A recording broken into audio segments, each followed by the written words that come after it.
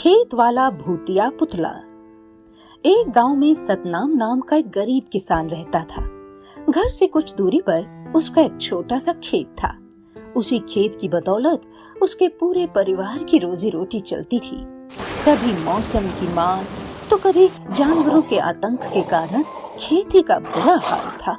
आप बड़े परेशान लग रहे हैं, क्या बात है? पहले तो बिन मौसम बरसात ने सारी फसल बर्बाद कर दी। अब ये जानवर फसल को खाई जा रहे हैं। अगर फिर से फसल बर्बाद हो गई तो हम कैसे जिएंगे, क्या खाएंगे? देखिए, आप परेशान मत होइए, मेरे पास एक सुझाव है। क्यों ना आप खेत के चारों तरफ एक मेड़ बांध दें, जिससे पशु और जानवर ना आ सकें खेत में।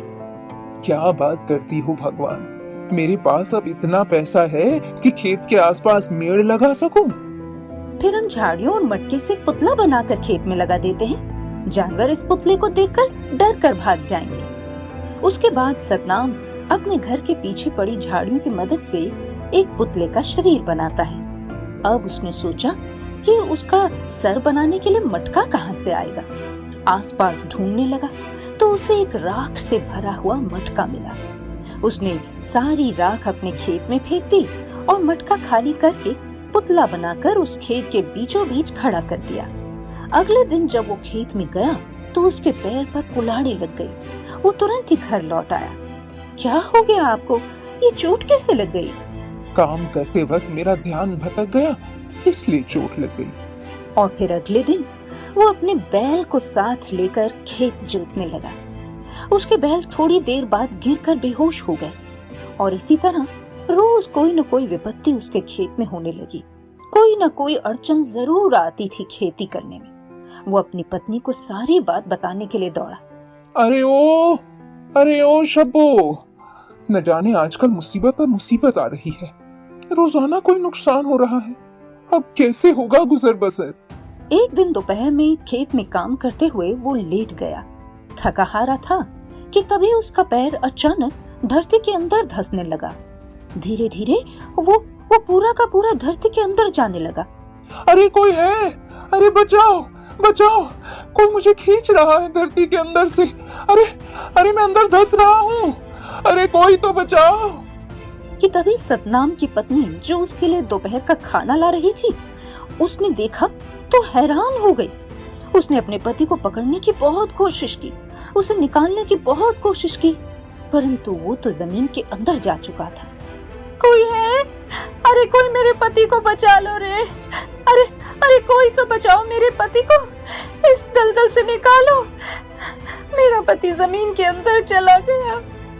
सतनाम की पत्नी की आवाज सुनकर गांव के कुछ लोग दौड़े दौड़े आए। क्या हुआ सतनाम को?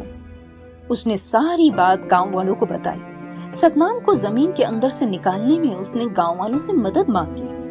फिर गांव वालों ने मिलकर एक बड़ा सा गड्ढा खोदा और उसे निकालने की कोशिश की, लेकिन सतनाम का तो कहीं कोई पता नहीं था।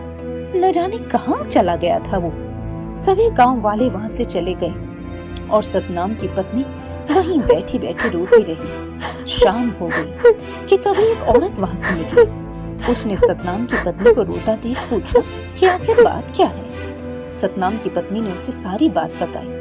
बहन, तुम परेशान मत हो, मैं एक पहुंचे हुए बाबा को जानती हूँ। उनके पास सारी समस्याओं का हल होता है। चलो अभी चलो, मैं तुम्हें अभी वहाँ लेकर चलती हूँ। फिर दोनों औरतें उसी झाड़ी वाले बाबा के पास गई। बाबा जी, आप इनकी मदद कीजिए। बाबा ने उनसे समस्या पूछी तो सतनाम की पत्नी ने जानवरों के खेत में घुसने से लेकर सतनाम के गायब होने तक सारी बात उस बाबा को बताई। मुझे तो गड़बड़ लग रही है।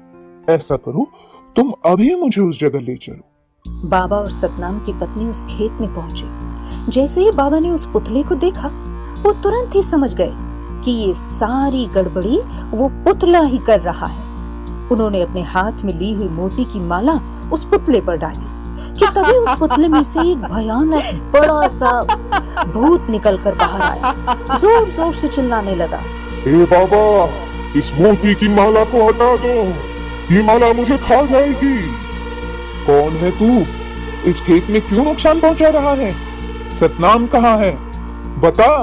वरना तेरे साथ अच्छा नहीं होगा। तभी सतनाम जमीन के अंदर से निकल कर आ गया, लेकिन वो तो अभी भी भूत के वश में था। कुछ दिन पहले भुखमरी के कारण मेरी मौत हो गई थी। मेरे घर वालों ने मेरी राख को घड़े में करके खेत में फेंक दिया था। एक दिन ये आदमी वहाँ से गुजरा और घड़ा लेकर वहाँ से चल दिया। अब से मैं इसके खेत में आकर बस गया हूँ। क्योंकि मैं भूखों मरा हूँ, इसलिए इसको भी भूख से तड़पा कर मारूंगा, नहीं छोड़ूंगा। तुम इसको छुओगे भी नहीं, वरना मैं तुम्हें भस्म कर दूंगा। नहीं नहीं, मैं जरूर खाऊंगा इसे, मैं नहीं छोड़ूंगा इसे। फिर सतनाम की पत्नी उस भूत के लिए खाना बनाकर ले आई। उसने वो खाना भूत को दिया और भूत ने खाना खाकर सतनाम के शरीर को छोड़ दिया। सतनाम और उसकी पत्नी का खेत अब उस भूत से मुक्त हो गया था। दोनों पति पत्नी अब आराम से खेती करके अपनी जिंदगी का गुजर बसर करने लगे।